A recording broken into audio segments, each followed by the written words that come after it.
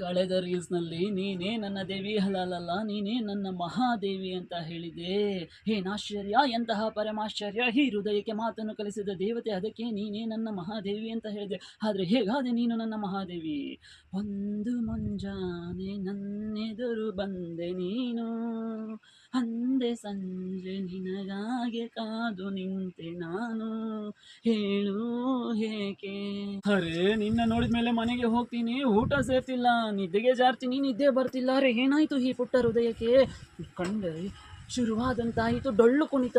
ಅದಕ್ಕೆ ಏನಪ್ಪ ಈ ಹೃದಯಕ್ಕೆ ಆಯಿತು ಅಂತ ಪಕ್ಕದಲ್ಲೇ ಇದ್ದ ಕಾರ್ಡಿಯಾಲಜಿಸ್ಟ್ ಹತ್ರ ಹೋದರೆ ಆ ಹೃದಯ ತಜ್ಞರು ಹೇಳ್ತಾರೆ, ಸ್ಟೆಥೋಸ್ಕೋಪನ್ನು ಹೃದಯದ ಮೇಲಿಟ್ಟು ನಿನ್ನ ಹೃದಯ ಹೇಳುತ್ತಿದೆ I love you, I love you, I love you ಅಂತ.